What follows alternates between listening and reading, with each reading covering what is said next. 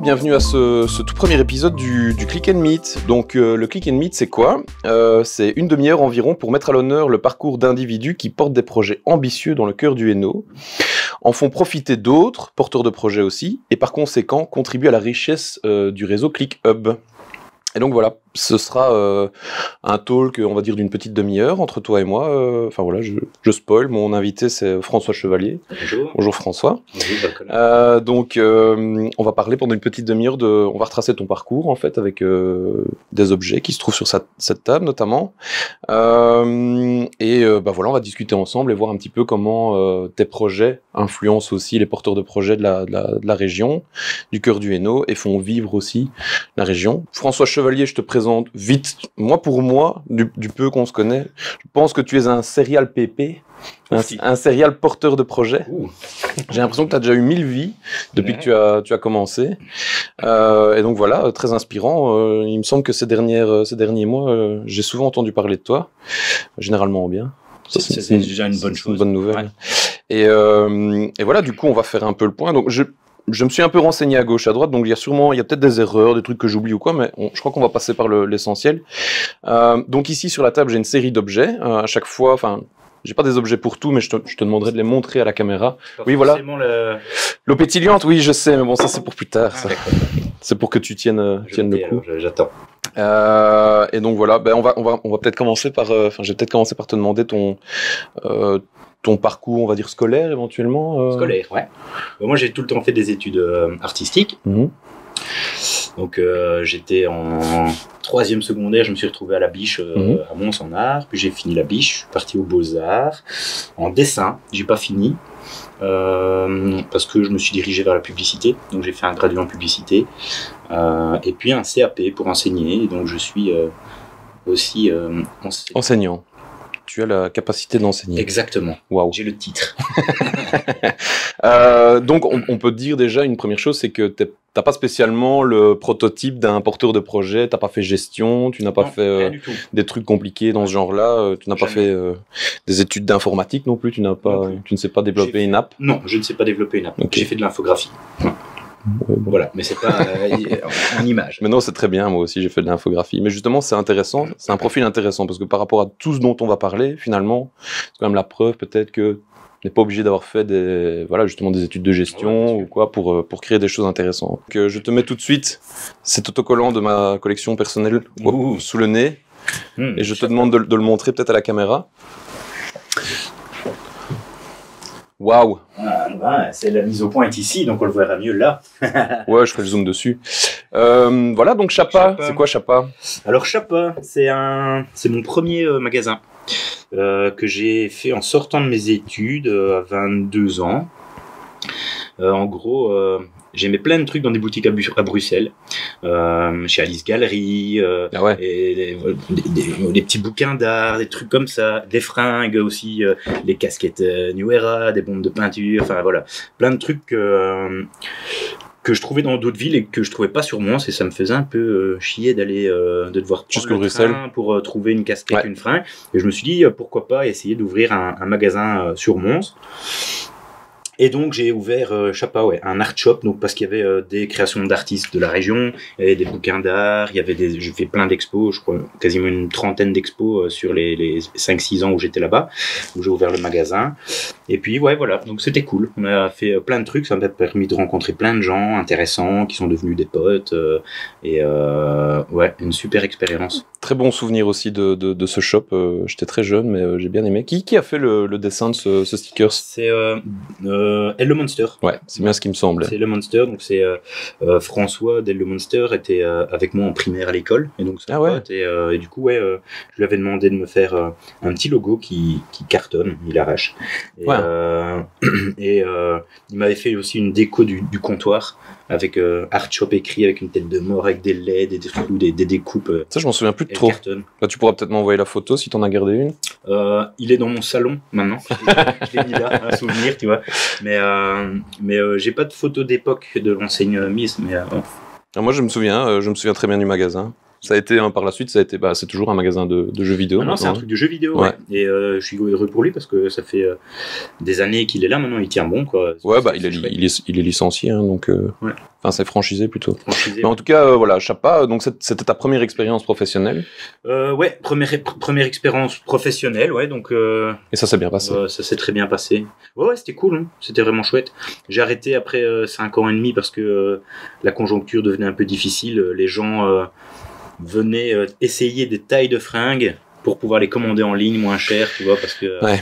Et donc après, à un moment, je me suis quand même dit que c'était un peu risqué de continuer.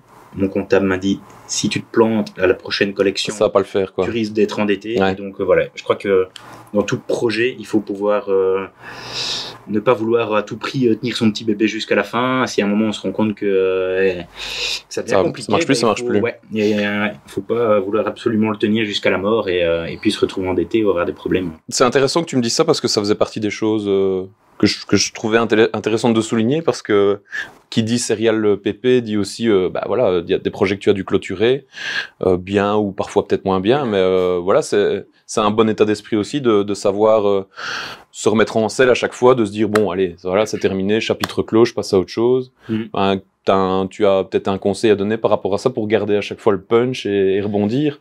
Alors je me suis rendu compte au fur et à mesure des projets qu'en fait, moi, ce qui m'excite, c'est d'avoir un nouveau truc, de le tester, d'apprendre un petit peu, de le lancer, pas forcément devenir expert, mais de tester un truc. Je teste vite, et puis une fois que ça fonctionne et tout, j'ai tendance à arrêter, tu vois. Comme ça marche, c'est bon. Je l'ai fait, et puis j'ai envie de passer à autre chose, quoi. J'ai fait des bijoux, apprendre à avoir on allait en parler. 600 paires, tu vois, je dis, putain, purée, non, faut pas que je dise des mots comme ça. Si tu peux, on entre. Je vais pas rentrer dans les bijoux, mais ouais, donc de manière générale, je crois que quand j'ai fait un projet, que j'ai testé, j'ai eu l'idée, j'ai réussi à le faire et que je suis content, en général, je m'essouffle un petit peu et j'ai envie de faire autre chose. Ouais. Est-ce qu'il y a des projets que tu as confiés à d'autres personnes parce que tu n'avais pas envie que ça s'arrête, ou parce que c'était là, parce que c'est comme ça que ça fonctionne, parce que finalement le clic est un peu, on fait un peu partie, quoi. Je sais pas, non, comme ça. Non, j'ai pas eu de repreneur. J'ai cherché un repreneur pour Chapa au début, mais il y a personne qui a pris le risque de tester. Et je les comprends, ils ont eu raison. Les personnes, voilà. Donc non, j'ai pas vraiment. En fait, j'aime bien faire des trucs un peu qui mettent un petit peu d'artistique dedans, quoi. Donc, les bijoux, je les sculptais à la main. Je voulais pas juste faire une découpe laser et puis c'était tout. Dans un premier temps, on en a fait. J'en ai fait plein pour tester. Et au bout d'un moment, j'ai envie d'ajouter un petit geste plastique dedans.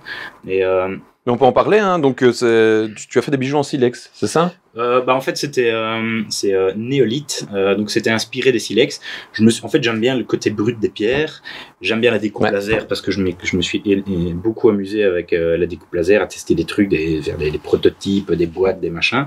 Et puis j'avais envie de faire des boucles d'oreilles qui soient avec un petit geste plastique en plus. Et donc je les découpe au laser et puis je les sculpte une par une. Voilà. Et après avoir fait 600 paires, j'en pouvais plus.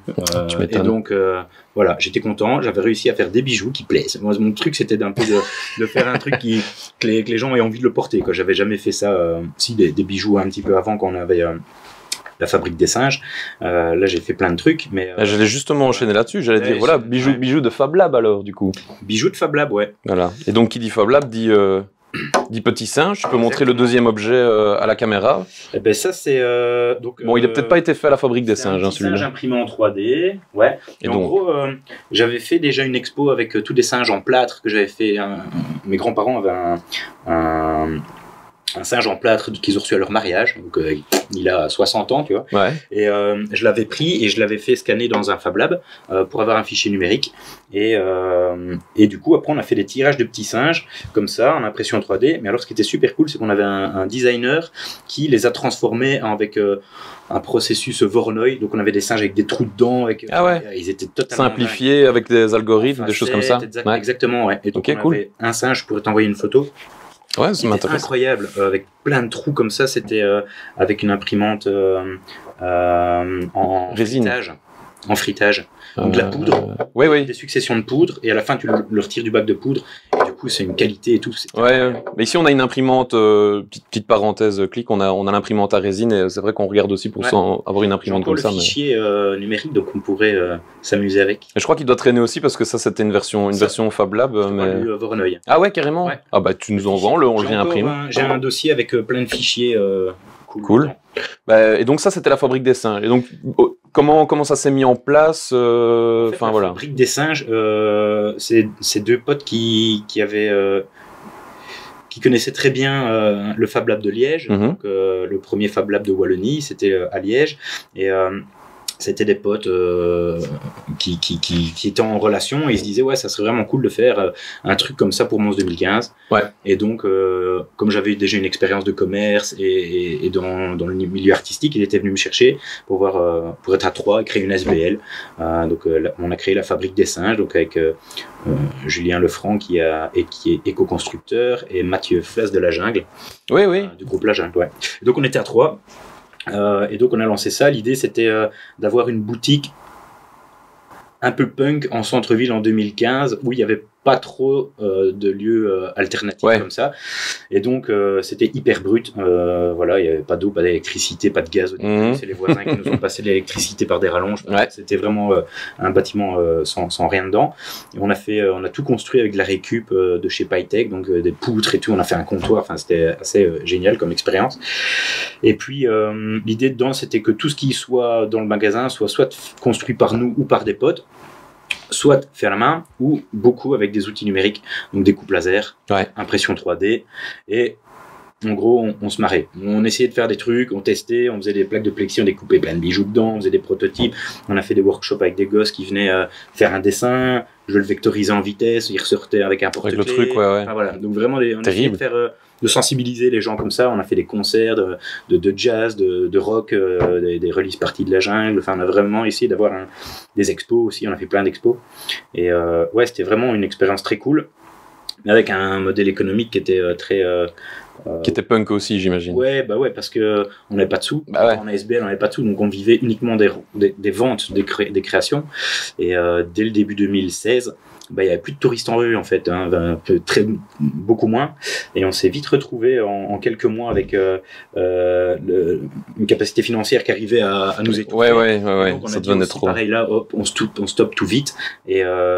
Et voilà, on a dû faire un petit crowdfunding pour sortir la tête, payer les dernières petites factures et tout. On a réussi notre crowdfunding grâce à ça. C'est aussi expérience crowdfunding, un peu par dépit, mais ça nous a sauvés. Et donc on vendait des contreparties, des bijoux, des trucs. Ouais, des trucs, ce qui traînait un peu dans le magasin, peut-être. Et voilà, on avait fait comme c'était la fabrique des singes, on avait demandé à plein d'artistes de dessiner faire une œuvre autour de la banane. Ouais. Et du coup, on avait fait une vente aux enchères. Donc, il y avait plein de bananes déclinées sous toutes les formes. Personne n'a voulu scotcher une banane à un mur avec un morceau de. Tu vois, mais ça aurait pu être. Ça aurait pu, hein. Mais je crois qu'on l'aurait pas vendu. Bon, très bien. Bah voilà, encore un super projet, quoi. Moi, j'ai pas connu. J'aurais aimé en entendre. Enfin, j'en avais entendu parler, mais c'était à l'époque où je sortais pas beaucoup de ma zone. Donc, quand tu m'en parles, ça me vend beaucoup de rêves. Donc, c'est chouette. J'ai une petite anecdote pour toi. Enfin, je vais te demander de me parler d'une anecdote par rapport à la fabrique des singes. Je vais te demander de me parler de la prothèse de canard. Oufti. T'as trouvé ça, toi? La prothèse de canard. Ouais, c'était une expérience assez étrange. Donc, en fait, il y a un type qui travaille dans une association de sauvegarde d'animaux abandonnés, blessés, etc., qui était venu nous voir. En fait, il se baladait dans la rue, il est rentré dans la fabrique des singes, j'ai expliqué un peu ce qu'on faisait, et puis il me dit j'ai justement un canard à qui il manque une patte. Est-ce qu'il y a moyen de lui faire une prothèse? Ok. Je dis je sais pas. Et donc je dis je vais me renseigner. Toi, prends déjà les mesures de la patte entre le trou et le sol, prends des photos, le diamètre du moignon du canard et tout. Je vais essayer de trouver quelqu'un qui a envie de tester de faire un prototype de patte de canard, quoi. Et donc ça s'est fait. Et donc j'ai trouvé un pote designer 3D qui a trouvé le projet juste drôle, et donc il s'est dit on fonce, quoi, on va le faire. Let's go. Et puis il a fallu trouver une résine qui soit imperméable, enfin qui ne se dégrade pas. Pas une résine, plutôt un plastique pour l'imprimante 3D qui ne se dégrade pas. Et puis du coup on a fait une prothèse de patte de canard. Qui est un peu le chef-d'œuvre de la fabrique des singes. Ouais, à fond, ouais, c'est le Graal, quoi. Le summum du summum. Ouais, le summum de l'étrange. Et donc, on l'a fait, on l'a donné au monsieur, et il l'a mis, voilà, après, il y avait une espèce de chausson qu'il fallait faire en plastique pour que ça tienne dessus, etc. Et après, j'ai pas eu trop de suite, donc je sais pas si ça. Je sais pas où ça en est. Je sais pas si ça a fonctionné ou quoi, parce qu'après, le monsieur n'est plus revenu vers nous. Donc, soit il était content, son canard, avec une petite prothèse. Ça s'est mal passé, il a préféré ouais, et puis disparaître. il a tué le. Peut-être s'il nous entend, voilà. Ouais. Donnez des nouvelles, envoyez au clic ou au CRC. Comment va le canard? Déjà qu'il était son prénom. Ok, super, bah, chouette anecdote. Mais oui, j'ai fait mes petites recherches comme tu vois. Ok, donc bon, on va enchaîner de manière logique après la fabrique des singes. Chronologiquement, parce que moi je suis pas tout à fait bon chronologiquement, je crois, mais après c'était Creative Valley, ou pendant ou avant? Donc avant j'ai enseigné aussi, j'ai enseigné 6 ans.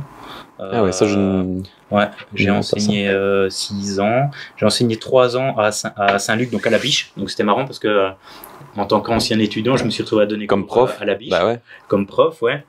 Et c'était assez cool, j'ai fait des remplacements pendant 3 ans à la Biche, c'était sympa. Et puis je me suis retrouvé à donner cours dans le graduat en publicité où j'ai aussi fait mes études. Tu avais fait tes études, ouais. Donc il n'y a qu'en primaire où j'ai pas donné cours dans mon école de primaire. Sinon, pourquoi pas. Donc c'était marrant. Donc ouais, j'ai donné cours en graduat en publicité. Ouais, ça je kiffais. Hein. J'ai 3 ans en temps plein là, donné cours d'infographie, photo, enfin les bases de plein de trucs. Voilà, travailler avec plein d'étudiants avec qui il y en a certains avec qui je bosse encore maintenant parce qu'on découvre des talents du coup. Quand on donne cours comme ça, surtout dans le supérieur, c'est des gens soit motivés, soit non. Mais les motivés, ils sont motivés. Tant mieux, bien. Et donc ça, c'était avant la fabrique des singes? C'était avant la fabrique des singes, ouais. Donc ensuite, on remet tout dans l'ordre, fabrique des singes. La fabrique des singes, là, 100% fabrique des singes. Et puis on arrête la fabrique des singes et il y a la ville de Mons qui lance le hub Creative Valley. Mm-hmm. Et donc là, la directrice du projet, hein, la chef du projet, vient me chercher pour être le monsieur communication. Ouais, le PR. Le toit, en fait. Ouais. C'est un peu ça. Bah oui, parce que le Creative Valley est la grande sœur ou le grand frère du Click Hub. Ouais. Donc voilà. Ouais. Et donc j'ai été engagé à Creative Valley comme community manager et animation, tout ce qui était outils numériques aussi. Mm-hmm. Donc je me suis retrouvé à faire de l'initiation Fab Lab entre guillemets. Que fait Ludwig aujourd'hui? Voilà, ouais. Et donc voilà, j'ai fait plein de trucs. Je travaillé là 3 ans, je crois. Mm-hmm. C'était assez intéressant. C'était très instructif parce que j'ai appris à travailler sur des gros dossiers compliqués, quoi. Ouais, c'était la première fois que tu étais dans un cadre un peu plus formel, on va dire, après avoir fait des trucs punk et un peu personnel. Là, tu étais dans un cadre. C'était compliqué humainement parce que je me sentais super bridé. Bridé, ouais. Mais du coup, ça m'a permis de découvrir le fonctionnement de l'administration, de la ville, de projets européens, de comprendre c'est quoi un marché public, les contraintes, etc. Et donc ça, c'était vraiment très utile dans ma formation. Ça m'a permis de rencontrer aussi un autre secteur qui était plus le secteur de l'entrepreneuriat pur. Voilà, avec des porteurs de projets, quoi. Des porteurs de projets. On a fait des sessions, des startup camps où on accompagnait des porteurs de projets avec les méthodes Lean, etc. pour justement les accompagner dans la réflexion sur leur projet. Donc aussi déjà partager un peu de l'expérience, des trucs comme ça. Donc c'était vraiment intéressant. Donc finalement, tu t'es retrouvé face à des gens qui étaient comme toi et qui avaient aussi lancé des projets auparavant, quoi. Ouais. Et l'idée, c'était de leur poser des questions, les titiller un petit peu sur leur projet pour qu'eux se remettent en question, prennent pas trop de risques, tu vois, enfin, que les choses soient un peu plus réfléchies, pas que moi, mais avec des équipes. Hein. Et là aussi, du coup, un projet wallon, donc c'était super intéressant parce que ça m'a permis de rencontrer des gens sur Namur, Liège, Charleroi. Ouais, d'échanger, quoi. Donc voilà, on était en train de parler de Creative Valley, et donc tu disais que c'était intéressant pour toi d'avoir mis un peu les pieds dans l'administratif, d'avoir compris comment fonctionnait la ville, les appels d'offres, etc. Et c'est marrant que tu me dises ça parce que j'ai l'impression que ça t'a beaucoup aidé pour la prochaine chose que je vais te mettre sous le nez, c'est-à-dire le CRC. Ouais. Donc si tu veux bien montrer l'objet, voilà. C'est ma carte de visite au comptoir des ressources créatives. Ouais. Voilà, donc pourquoi je dis ça? Parce que on a appris récemment que Rhizome avait été acheté par la ville. Ouais. Donc voilà, et alors de ce qu'on m'a dit, t'y es pour beaucoup. parce que justement, j'ai l'impression que tu t'es servi un petit peu de ces connaissances au niveau de l'administratif de la ville, etc., pour pouvoir peut-être faire avancer ces projets-là de manière un peu plus concrète, on va dire. Ouais. Enfin, je te laisse m'en parler. Ce qui est intéressant avec le comptoir des ressources créatives, c'est qu'on écoute les besoins des créateurs. On ne réinvente pas la roue, on n'invente rien s'il n'y a pas le besoin. Et donc le job de base, c'est d'écouter les besoins des créateurs. Et du coup, j'en ai rencontré 450 depuis le début, depuis mon arrivée au comptoir des ressources créatives. Et du coup, c'est pas François Chevalier qui va demander quelque chose à la ville pour lui. Enfin, en gros, le besoin qu'on entend le plus, c'est des besoins d'atelier, quoi. Les gens qui sont tout seuls chez eux et qui cherchent des lieux pour aller travailler avec d'autres personnes, en mode coworking. Mais voilà. Et donc, c'est pas François Chevalier qui va demander à la ville un bâtiment pour lui. Je vais en représentant plein de gens. Et donc ça, c'est une démarche qui est du coup plus facilement acceptée, quoi. J'ai pas envie d'un bâtiment pour moi avoir un beau bureau, j'ai envie de mettre des gens dans des bonnes conditions, etc. Ouais. Donc et le fait d'arriver avec des besoins recensés de plein de gens, mais ça a un poids. Ouais, bien sûr. C'est un poids plus fort. Tu arrives avec des listes en disant voilà, on est 20 enfin, ils sont 20 à avoir besoin d'un atelier. Ouais, donc ici, Rhizome, donc clairement, j'avais été voir la ville en disant j'ai plein de créateurs qui ont rempli, parce qu'on demande toujours aux créateurs de remplir des formulaires, comme ça on a plein de données qui sont dedans. Est-ce qu'ils ont besoin d'eau, de lumière naturelle? Enfin voilà, il y a un formulaire super complet, ce qui nous permet d'avoir des données super précises sur ce que les gens recherchent. Et du coup, avec ça nous permet d'aller précisément chercher ce qui manque, quoi.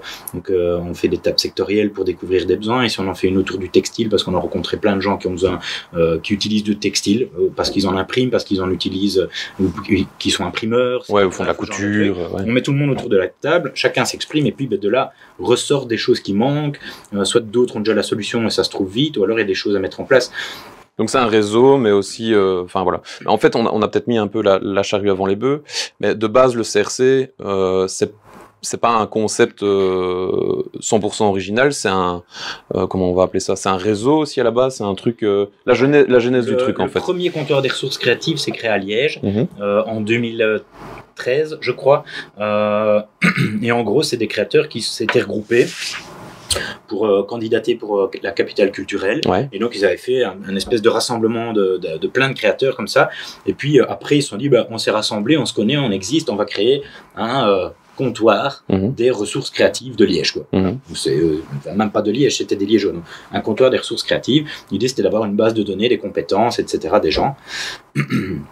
Et puis le projet s'est développé super fort, ils ont eu des bâtiments, ils ont fait des coopératives immobilières à finalité sociale pour pouvoir acheter des bâtiments, faire des ateliers partagés d'artistes, ils ont racheté un café-concert, donc mutualisé, enfin ils ont vraiment, ils sont super fort développés sur Liège. Et après il y a eu l'opportunité via la région wallonne de tester des CRC dans d'autres villes pour voir s'il y avait le besoin, etc. Et c'est comme ça que j'ai été engagé à Mons. En même temps, sont lancés Namur, Charleroi et Tournai. Maintenant, il y a Verviers aussi. Tournai n'est plus là.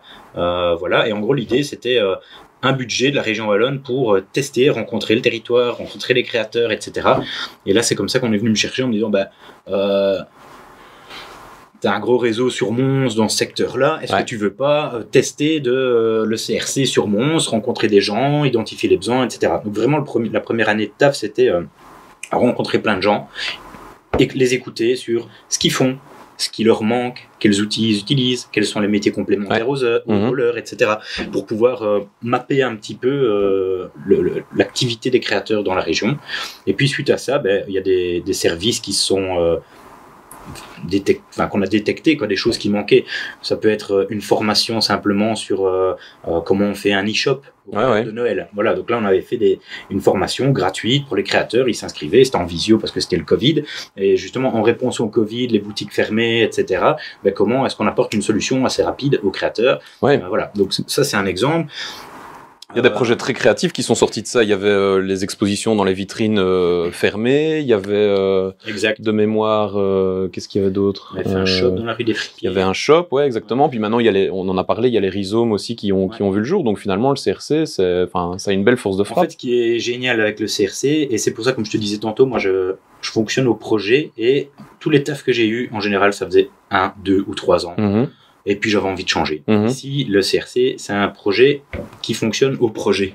Et Ouais. donc, il y a toujours un nouveau truc qui débarque, une idée d'un créateur. Du coup, on la teste près d'autres créateurs, et puis hop, il y a des trucs qui se lancent, etc. Et donc, c'est comme ça, par exemple, qu'on avait fait justement la vitrine, la vitrine de créateurs pendant les fêtes de Noël. Un créateur vient me voir en me disant, ouais, j'ai une idée, on a une petite boutique qu'on avait déjà utilisée, est-ce qu'on mettrait pas nos créations dedans avec des QR codes qui renvoient sur nos Sur e-shops? l'e-shop, ouais. Ouais, si, c'est cool. Et l'idée, elle est géniale. Mais c'est trop petit, le shop. On va faire un appel à créateurs, on va faire un gros truc. J'ai contacté la ville, j'ai eu le contact du propriétaire d'H&M qui a dit c'est génial, je vous le mets à disposition. Et donc, il nous a filé 2 bâtiments dans le Pétonnier. Et on a pu faire une grosse vitrine où il y avait 42 créateurs qui présentaient un objet. Leur objet phare, nous on avait mis les socles, etc. Enfin, on avait construit des socles. Voilà. On prend les idées des créateurs et puis on essaie de on passe le temps que eux n'ont pas l'envie de faire. Ouais, on prend, ouais. On fait la partie admin, chiante, contacter les propriétaires, la ville, faciliter les trucs, faire la com, etc. pour que eux se concentrent sur leur métier de créateur et puissent travailler dans des bonnes conditions, quoi. Ça, c'est génial. Ici, sous couvert du CRC, finalement, vous accomplissez quand même des trucs vraiment, vraiment énormes, quoi. On essaie de faire que des trucs concrets, quoi. Ouais. Top. Et alors, du coup, ici, parce qu'évidemment, tu n'es pas tout seul, tu as eu l'occasion quand même de retrouver des visages connus aussi, vu que tu travailles avec Hélène. Ouais. Donc, on travaillait ensemble avec Hélène Coleman, déjà à Creative Valley. Mm-hmm. Et puis, quand le projet a changé d'opérateur, j'ai vite été chercher Hélène. J'ai dit, s'il te plaît, viens travailler avec moi. On travaille super bien ensemble. Et du coup, j'avais vraiment envie qu'on se retrouve à retravailler ensemble. Elle a accepté. Donc, ça, c'est gai. Ça fait 3 ans maintenant qu'on travaille ensemble. Et puis, il y a Nicolas Falli qui nous a rejoint aussi. Lui est un artiste plasticien qui a aussi une vision créative super développée. Et un réseau aussi. Et un réseau aussi, ouais, tout à fait. Ouais. Donc, voilà. Et puis, il y a Davy qui nous a rejoint ici, qui est journaliste, qui travaille sur un autre projet de médias. On va sûrement en parler. Je vais pas spoiler. Et voilà, et donc ouais, on a une belle petite équipe qui se développe et avec plein de projets, quoi. Ça, on aura l'occasion d'en reparler parce que dans les nouveaux concepts aussi qu'on a développés ici avec le ClickUp pour la saison 2021-2022, il y aura un projet de podcast où là, cette fois-ci, on va inviter les équipes, on va dire, des membres du réseau Hub qui gravitent un peu autour de nous. Donc, on aura un épisode très certainement avec l'équipe du CRC au grand complet, le plus possible en tout cas, ouais. Toi et Hélène, minimum. Et là, on aura l'occasion d'un peu plus parler des projets qui sont passés. On aura un débat autour d'un sujet un peu brûlant d'actualité, quoi. Pas un sujet politique, bien sûr, un sujet créatif, évidemment, parce que sinon, ça ne fait aucun sens. Donc voilà, ça c'est pour le petit épisode promo. Donc moi, à ce niveau-là, je crois que ouais, on a fait le tour au niveau du CRC. Il y aura d'autres choses à dire, mais ça justement, je t'inviterai pour le podcast. Et donc on enchaîne justement, vu que tu parlais de Davy. Voilà, avant-dernier objet, que tu peux montrer à la caméra, que je t'ai demandé d'apporter parce que j'ai oublié le mien. Tour de cou de 7000.be. Ils sont vraiment chouettes. C'est toi qui les as fait? C'est moi qui les fait, ouais. Oh, top. Ouais. Impressionnant. Et donc 7000, qu'est-ce que c'est? 7000, c'est un... Je vais le retirer parce que ça, j'ai déjà chaud. Alors, oui, c'est vrai qu'en plus, ça a l'air épais. Alors 7000, qu'est-ce que c'est? C'est un projet aussi qui vient de Liège à la base. Donc il y a 4000 à Liège, il y a 5000 à Namur. Et nous, ici, on a décidé de lancer 7000 sur Mons. En gros, 7000, c'est un agenda culturel qui se veut... et qui doit être le plus exhaustif possible. Donc 7000, ça couvre tous les codes postaux qui commencent par 7, donc on va de Moucron jusqu'à Binche. Donc le territoire est assez grand. Et l'idée, c'est d'avoir un site internet avec un agenda culturel alternatif et équitable et neutre, où personne n'est mis en avant, tout le monde a une visibilité gratuite, etc. Et l'idée, c'est de donner une visibilité aussi, surtout aux petits, qui ont moins la possibilité d'être vus que les plus grosses structures qui ont des subsides, qui savent se permettre de mettre de la publicité dans les rues ou de faire de la sponsoriser Facebook, etc. Ouais. Et donc voilà, c'est de donner un outil de visibilité au lieu de diffusion du territoire. Et alors le gros plus de ce site, c'est qu'il y a toute une communauté de bénévoles qui sont un peu des passionnés de culture, qui aiment écrire, qui aiment prendre des photos, des vidéos et des choses comme ça, et qui vont voir des événements, et puis ils font un petit retour, un article, une chronique, une interview, etc. Comme toi, tu en fais également. Ça m'arrive. Il fait des photos, il fait de très belles photos, Colin. Merci, c'est gentil. Donc, quand il va voir un concert, il fait une vingtaine de photos qu'ils nous envoient. On peut les intégrer dans des articles ou les poster dans la galerie. On peut aussi citer Grégory Maton, avec qui on a fait le Street Festival. Donc, par exemple, dernièrement, on a été voir mon Street Festival avec Grégory Maton, qui est vidéaste, et Colin. Et donc, ils étaient tous les deux avec ce tour de cou, mais avec leur nom dessus, du coup, pour couvrir l'événement. Et on a fait une vidéo de présentation du projet. Enfin, voilà, on essaie de mettre en lumière.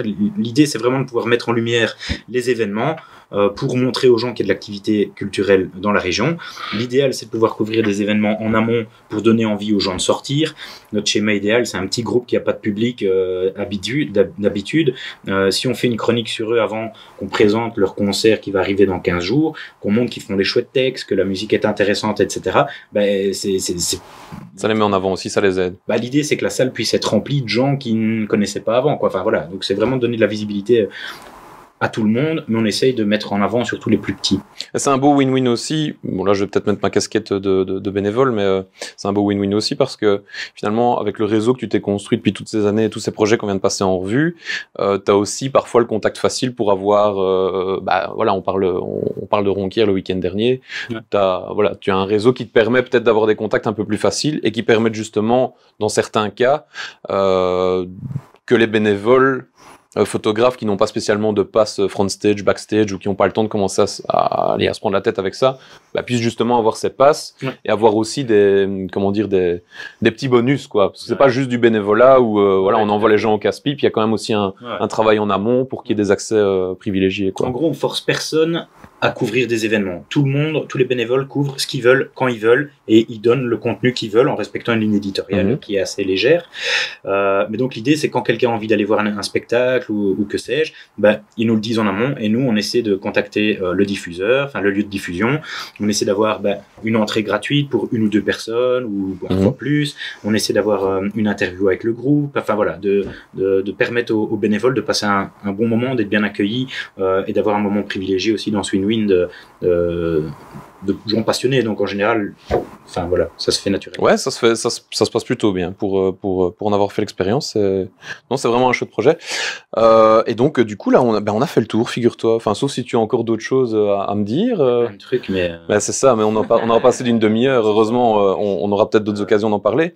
Mais en tout cas, aujourd'hui, donc tes deux principaux projets, c'est CRC et 7000. Donc au niveau nous du réseau Hub, là, je vais commencer à faire un petit peu les liens. Au niveau de nos porteurs de projets, CRC, on n'en a pas parlé, mais il y a notamment la menuiserie Hollywood qui est reprise sous le truc. Pas du tout. Pas du tout. Ah alors là, je mélange. Non, c'est des partenaires. C'est partenaire, quoi. En fait, c'est un atelier Hollywood, c'est un atelier de menuiserie solidaire et partagée. Et donc, c'est un atelier qui est ouvert, etc. Et donc, ils sont très proches des valeurs du CRC. Et comme on ne réinvente pas la roue, on fait plutôt des partenariats avec eux. Comme on fait des partenariats avec le Fab Lab. Ouais. Donc, on essaie plutôt d'utiliser les choses qui existent sur le territoire. Le but, c'est pas de les mettre en avant, mais c'est que leur service puisse servir. Ouais, c'est ça. Finalement, porteur de projet aussi, quoi.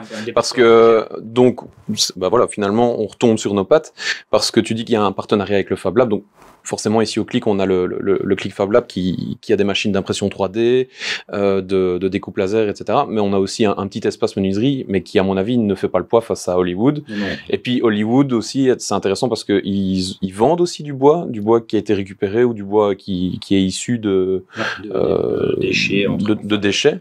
Donc voilà, de nouveau, au niveau de nos porteurs de projets qui rentrent par le Hub, si jamais ce sont des projets où c'est de l'aménagement de boutique ou des choses comme ça et qu'il doit commencer à y avoir des fournitures au niveau bois, etc., qui doivent ensuite passer par le Fab Lab, etc.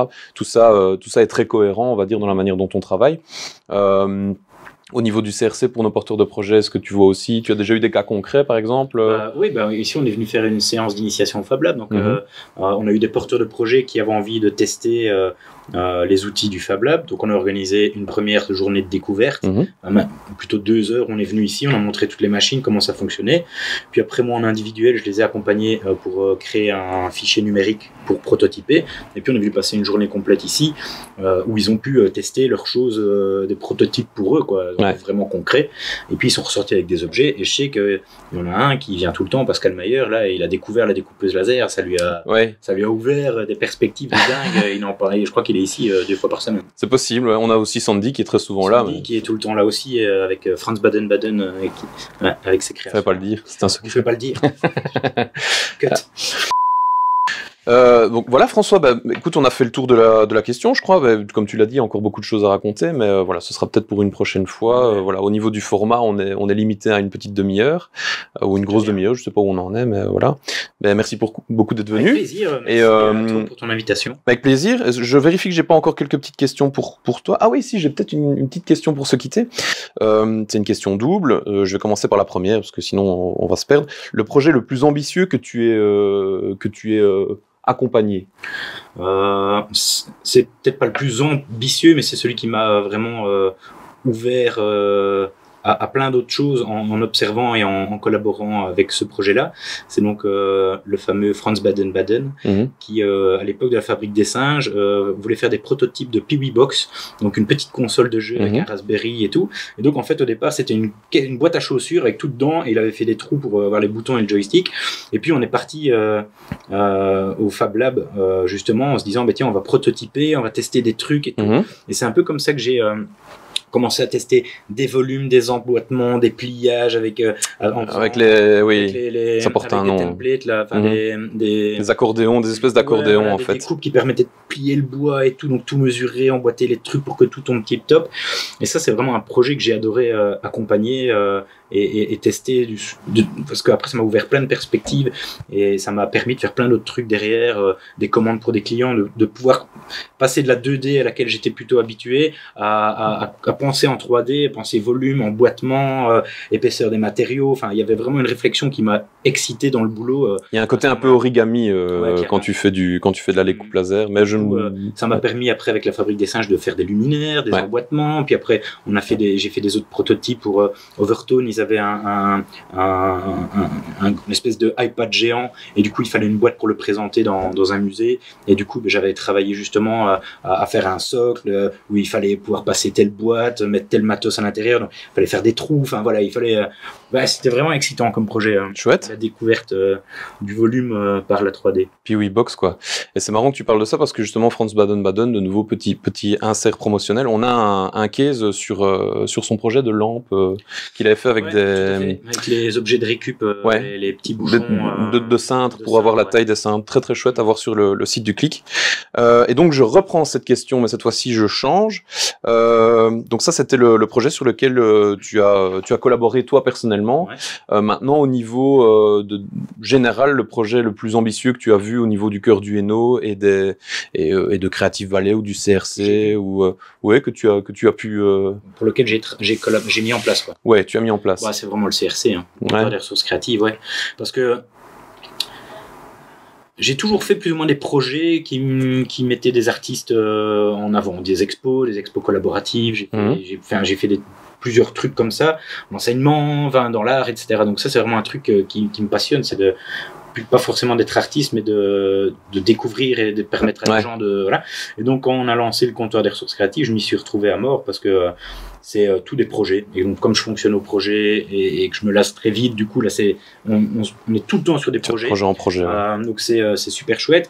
Et j'ai réussi à trouver une équipe super chouette aussi en laquelle j'ai confiance en eux. Ils sont autonomes, ils ont plein d'idées aussi. Donc, ouais, c'est vraiment une fierté, c'est le CRC, parce que voilà, ça avance. En plus, c'est wallon, il y a plein d'outils, on se partage tout. Dès qu'on développe un service, tous les autres nous donnent tout ce qu'ils ont pour nous faciliter le travail. Donc, on est efficace, on va vite, on est réactif. Et ça, c'est vraiment un truc qui me manquait.